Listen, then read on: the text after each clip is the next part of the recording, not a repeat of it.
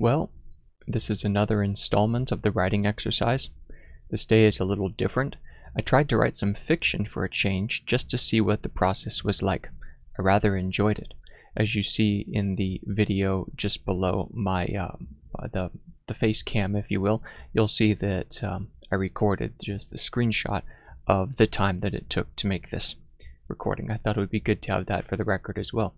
So this is June 29th, 2024. This is writing exercise number 4. And here we go. Well, here I am again. Still not clear as to what I'm supposed to write about, but we all start somewhere. I thought yesterday that I might try a little fiction or a story. Let's see if I can get anywhere with that. Little Groku woke up from a good nap. He pushed the covers back from his body and stood up, stretched this way and that to shake off sleep's cobwebs.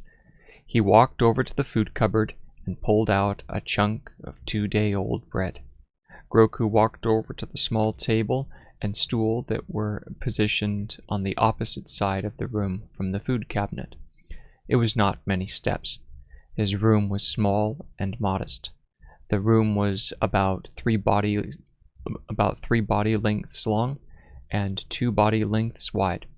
There was a bed, a food cupboard, never quite filled to his liking, a chair and table, all mentioned already, and in addition to these, he had a storage bin for his clothes, tools, and items that he considered valuable.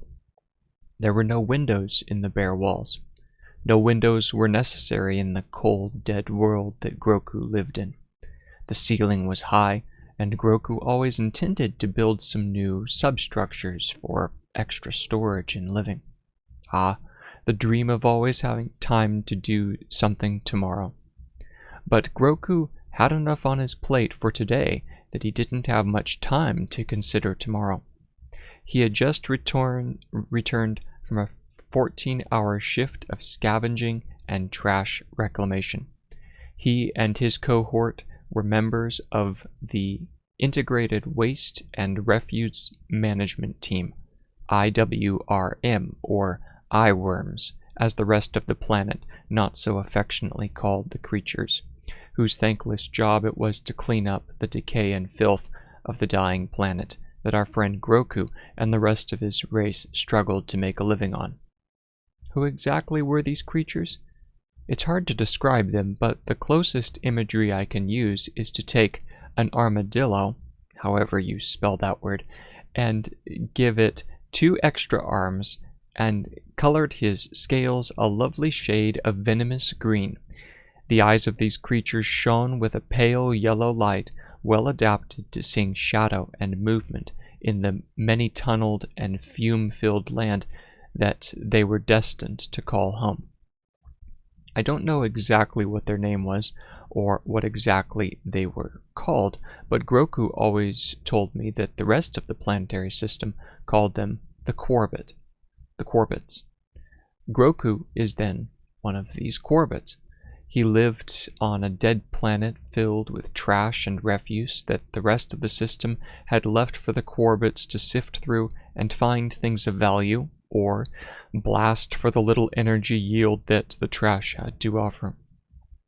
Yes, the Corbetts were a trash people, originally a race of small and hardy men who had arrived on the planet thousands of years before, whose sole purpose in life and injunction from the managing system was to derive any value that could be gleaned from the waste of all other planetary systems.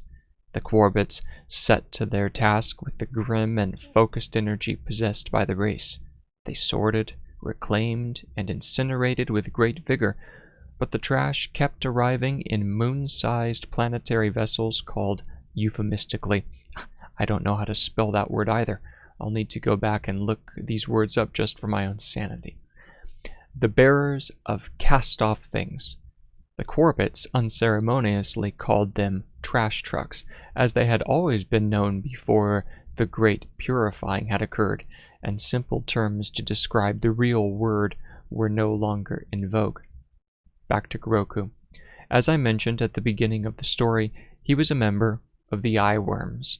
These were the specialized trash sorters going into the most foul and disgusting trash trucks and sorting the waste of those lovely masses who existed in happy and fulfilled lives in other places. Groku wasn't given to complaining, but it could be aggravating to wake up every day and look forward to nothing but sorting through the rest of the universe's trash. It wasn't quite right that the managing system decided that the only use for a dead planet was the dumping ground for all the rest of the trash. But Groku tried not to think too much about fair or right. Ideas like these were dangerous for his race. Once his fellow workers started to think along those lines, bad things happened. If they spoke the words, then the agents of the managing system would arrive at their homes and haul them off to some undisclosed location for, quote, intensive participation in the realignment of perspective. Corbetts just called this the trip, and they never discussed it amongst themselves. So it was better not to complain. At least you had your life left to you. This has been another writing exercise in this attempt to practice/train the my ability to write in an uninterrupted fashion. I hope you have a great day and do some good in this world. Goodbye. God bless.